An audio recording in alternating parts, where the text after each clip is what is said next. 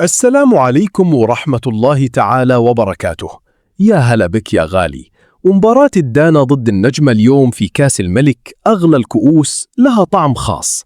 الخليجي بيثبت أفضليته كفريق في دوري روشن، والنجمة جاي وطموحه يسوي مفاجأة من مفاجآت الكؤوس اللي ما تنتهي.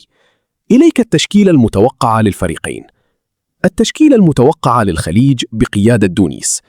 الخليج بيلعب بخطة 4-3-3 عشان يفرض شخصيته من البداية. حراسة المرمى إبراهيم سيهيتش. الدفاع بيدرو ريبوتشو، محمد الخبراني، مارسيل تيسيران، سعيد الحمسل. الوسط ديميتريوس كوربيلس، فابيو مارتينيز، منصور حمزي. الهجوم خالد ناري، أندرو توماس، عبد الله آل سالم. التشكيلة المتوقعة للنجمة. النجمة بيدخل بتكتيك دفاعي 4-5-1 ويعتمد على الهجمات المرتدة. حراسة المرمى خالد الرشيدي. الدفاع أسامة البواردي، أحمد المولد، زياد الحنيطي، صفوان هساوي. الوسط ليو تيليكا، محمد فؤاد، زياد الجهني، فيصل المطيري. الهجوم سيلة، عثمان باري. التوقعات. شفية بعد